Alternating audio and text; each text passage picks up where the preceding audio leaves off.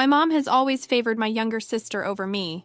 Despite this, I did my best to support her because I felt indebted to her for raising me. However, as soon as it was decided that my sister would be returning, my mom instantly cut me off. She shouted, "Get out, you parasite. If that's what you want, I won't put up with you anymore. If you want to do this, I'm going to make up for all the grudges I've had against you." My name is Samantha, and I'm 26 years old. After graduating from college, I worked for a decent company and lived with my mom. My dad passed away a few years ago, and my sister is already married with a family. Originally, I was going to live alone, but my sister's marriage was decided to decipher mine. I couldn't leave my mom alone, so I still live here with her.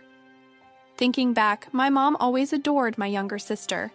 My younger sister, Jessica, is the complete opposite of me. She's cute and stylish, but the only drawback I have with her is her crooked personality. The amazing thing about her is that even her bad personality is covered up by her looks. She's this good-looking girl on the outside, so it's like she's living her life dexterously.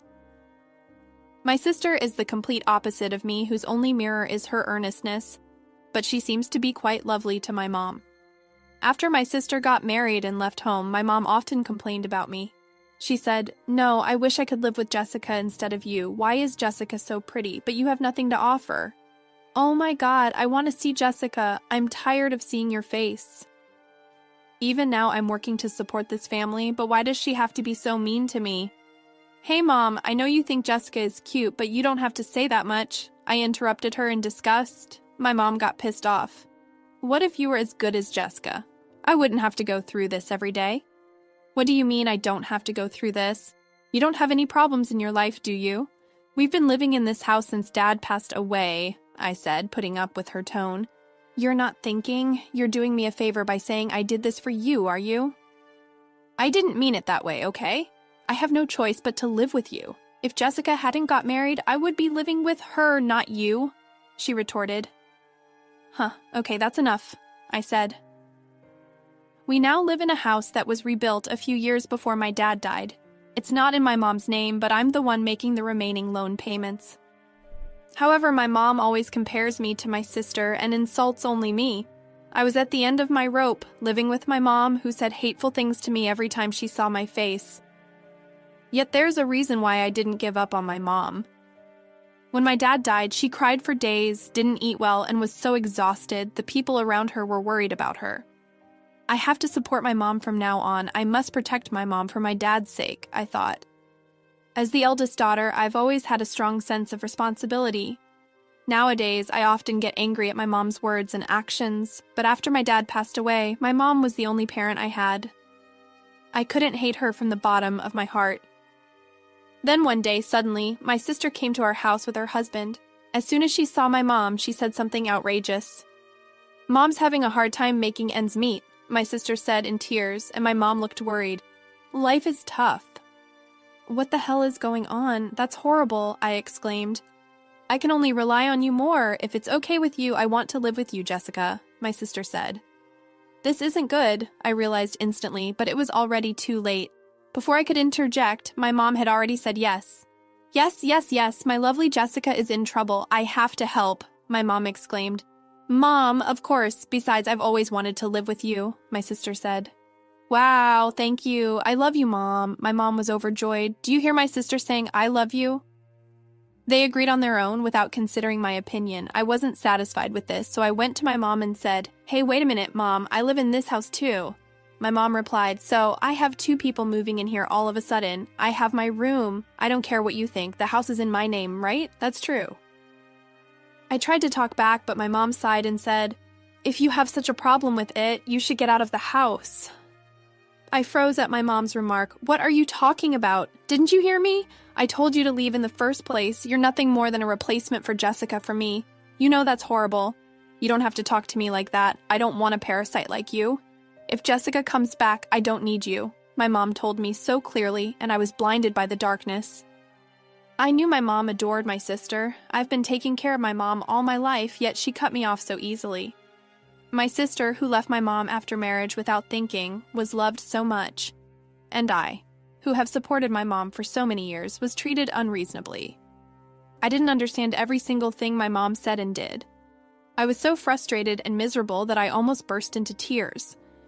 My sister, seeing me like this, opened her mouth with a sneer. She said, "Mom also said this is... Why don't you get the hell out of here?" I said, "If you don't leave, there won't be room in the house, right? We don't need you." "What do you mean you don't need me? I'm the one who has been supporting Mom until now." "So what? She wants to live with me, right? We don't need you anymore. You're trash." With that out of the way, Jessica called my mom and her husband, and together they began to plan a schedule for the move. Even though I was hurting right beside her. "I am so happy. Let's have real meat on the day we move in. Wow, you're so nice. I'll get the ingredients." Everyone was so excited that my presence was like nothing to them. As I stood there in shock, I heard my sister cursing at me again. "Hey, what are you doing just standing there like that? I told you to get out of here. You can't just say that we don't need you, parasite. Hit the hell out of here and give us some room. Move out by the end of the week. That should be fine, right?" I struggled to keep my voice down and finally complied. Meanwhile, my mom was planning a short trip with my sister. "You'd better move out by the time we get back from our trip, okay?" With those final words, my mom left with my sister and her husband. To my mom, I was just a distraction, so as long as Jessica was there, I didn't matter. "If you're willing to do that, I won't put up with it anymore. If it comes to this, I'm going to put you through hell." No longer feeling sympathy for my mom, I was determined to take revenge. From that point on, it was quick. I immediately contacted a moving company and quickly moved in while my mom and my sister were away. The movers asked me curiously, "All this stuff, do you need help? Please make sure everything is clean." I returned to them with a big smile. I was moving to the company housing. I heard that the company housing was still available, and the company invited me to move in several times, but I refused because my mom was there. This time I found out there were still vacancies and decided to start the move and procedures immediately. I never expected to start my company housing life in this way, but when I finally moved in, I immediately liked it. The room was even nicer than I had imagined. Hey, did you love and enjoy the story? Take a moment to like and subscribe for more. I was getting used to my new life in company housing when I checked my phone. I found that I had received an incoming call from my mom and sister. The voicemail message said, "Show up at my house, and now." I'd expected this, but the number of incoming calls was far more than I had imagined. I knew that if I ignored the messages, they might show up at work. So I went by my mom's house on my way home from work. When I opened the door, I found my mom and sister waiting for me with a fierce look on their faces. They said, "Hey, what the hell is going on? There's nothing in the house. He's my favorite refrigerator and toaster. Take them." I responded calmly, amazed at their ranting and raving. "Where to? My new house?" "What do you mean don't take it without permission? Yeah, give it back now. Give it back. Why? What are you?" The furniture and appliances belonged to Mom, didn't they? My sister's comments made me burst out laughing. "What's so funny?" "I'm so sorry. I just thought you were misunderstanding," my sister said, raising her voice. I decided to explain the facts to her. "I don't know what you know, but I bought all the furniture and appliances here. I'm moving out. I'm supposed to take my stuff with me, right?" "Oh, what do you mean?" I said. "All the furniture and appliances that were left in this house, I bought them with my own money. Do you understand?" "But that doesn't mean you should take it all with you. It was here from the beginning," my sister said, huffing and puffing, staring at me with a devilish look on her face.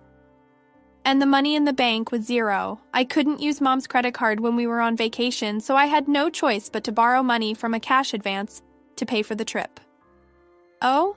So you took all the money in the bank, didn't you?" I asked. "Of course, because it was my money. What's wrong with taking it all?" When I lightly provoked her, my sister turned to me and shouted, "Don't play with me." She was getting closer and closer to me, her face turning red as she yelled back. "The money that big book should have contained Dad's insurance money," I exclaimed. What? What are you talking about? It's not in there?" "No way. When I came to this house before, there was a lot of money in there." "That was just me supplementing my income with a portion every month. It's just that it's been accumulating." "Then what about Dad's insurance money? It's gone a long time ago." "Your favorite mom spent it all," I said. As I said that, my sister turned her head back to my mom. My mom quickly turned her head away and made a face like, "Oh my God." "Wait a minute, Mom, is it true?" my sister asked fearfully, but my mom only mumbled, My sister, who had grown numb to the situation, yelled at my mom, "What the hell is going on? I came home because I thought Dad's insurance money was in this house." Trying to calm Jessica, who had lost her temper, my mom muttered, "Calm down."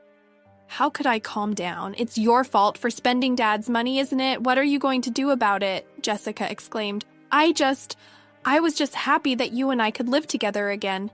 You came back because you wanted to live with me too, right? I interjected. You've got to be kidding me. I only came back to pay off my debt. As I found out from the conversation between my mom and sister, my sister and her husband became addicted to gambling. They ended up with a large amount of debt. Attempting to repay the debt, they took to gambling again, but the debt continued to mount. Her husband wasn't able to go to work and was fired from his job in the name of restructuring. My sister and her husband, who were neck-deep in huge debts, had come back to this house for our dad's insurance money. My mom, unaware that she was being taken advantage of by my sister, got me out of that house on the spur of the moment. This is the result. Now you understand, don't you? There's no more insurance money for our dad in this house. All that is left is the mortgage. I'm going to leave now, and you guys will pay the rest of the mortgage, okay? I announced. Then, unexpectedly, my sister came running up to me with tears in her eyes. "Wait a minute, sis. My husband and I both have debts. There's no way we can pay the loan."